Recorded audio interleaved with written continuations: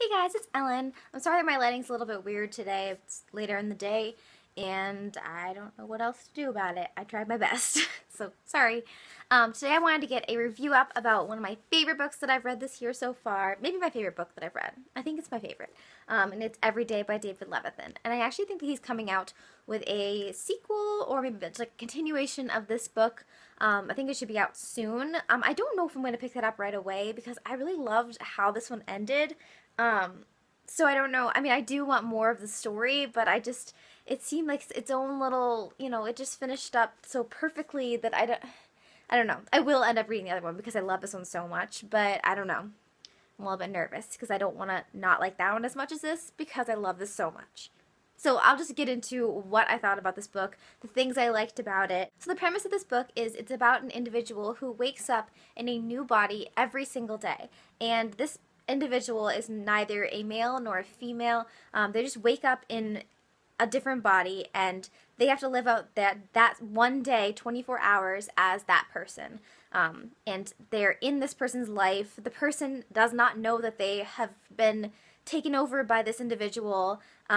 Nobody else in this individual's life knows about what's going on, and it has been this way since the main character has been born. The main character in this book refers to themselves as A, so I'll just call the main character A from now on. And A has known only this lifestyle their entire life.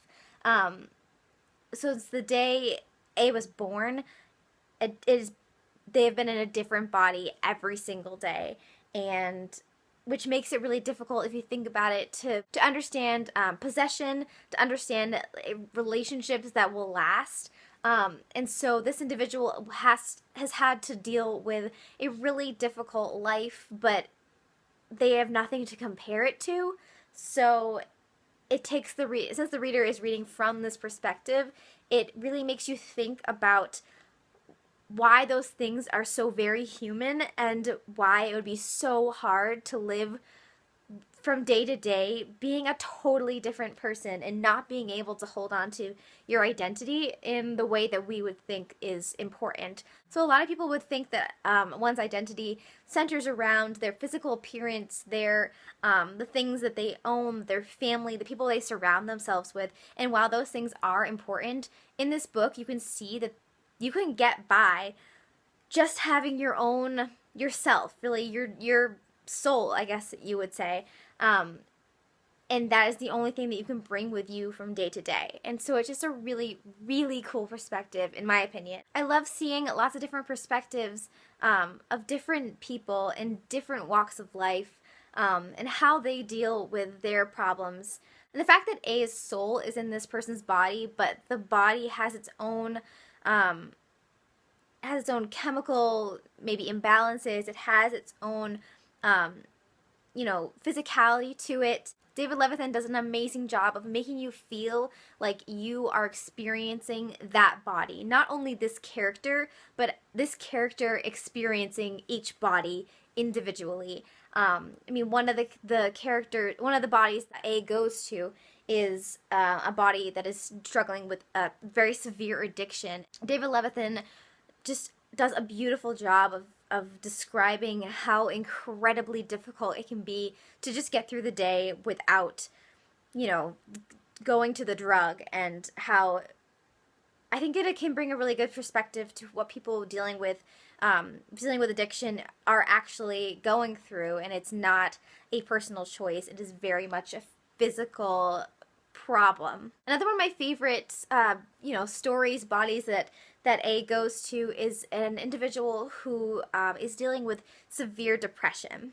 And I think that this, even though it's one of the most sad chapters, I literally was crying.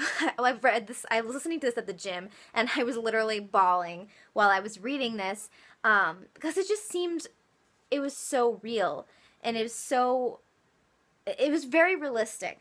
And then, of course, there's the issue of whether or not A should interfere in these individuals' lives. And, even if they're trying to make it better, is it really fair to change something if you are just living in someone's body for one day? So while a lot of the individuals that A utilizes their body for a day, a lot of them are dealing with issues that A knows that they are able to help. It's just a moral issue of whether or not that's okay. And in some cases it seems that it is, in others it is, it makes more sense to just go along with it. And I really think that that's just seeing that and understanding that there are some serious moral issues in here, and they're dealt with so well. I really, really enjoyed that aspect. There are a bunch of points in this book where A tries to describe to other individuals, Rhiannon, people that they come across in these bodies, what it means to not be a male or a female. And I think that is incredibly pertinent in this day and age, and with a lot of media attention being put onto these issues of the binary of gender as well as sexuality. And I really think that is just described so well, that if you think about it, if you take the soul out of a body, what makes it a certain gender? Is it the physicality that is the gender, or is it the soul that is the gender? And is there even anything to gender? Which is getting a little bit deep into it, but I really think that the fact that A described it as like, well, of course I'm not a male, I'm not a female, I'm different people every day. Like, I'm not one or the other. I'm just not. And but they're still a person with a soul and feelings and opinions, and I loved it. I loved it so much. Another thing that I love about this book is Rhiannon. Rhiannon is the character that helps A sort of instigate this change in their life.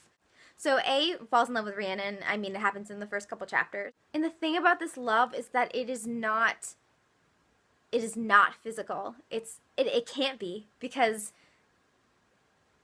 in order for the relationship to work, Rhiannon has to fall in love with A, and A is completely different every single day. A might be a female one day, a male the next day, a lesbian female the next day. It could be really anything. And the fact that a relationship forms in this book under these conditions, I just find so heartwarming, because it's so true, it's so real. I'm just having trouble collecting my thoughts, because I love this so much, and it gave me so many warm fuzzies, because I just love how it tackled everything, and I love the relationship because it hit a whole nother level of realness. I listened to this book on audiobook, and I personally found that it was really a beautiful, well done audiobook. I think that some people might have a problem with the voice of Rhiannon. I think it could be construed as a little bit annoying, but I liked it, and I found that it fit the character, in my opinion. And so if you don't want to have to sit down and pick this up and read it that way, and it's easier for you to pick up the audiobook and listen to it while you're doing other things, I definitely recommend doing that, because this one is so worth it.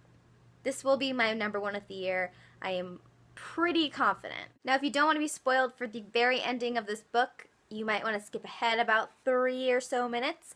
But in the comments below, if you have read this book, tell me what you thought of the ending.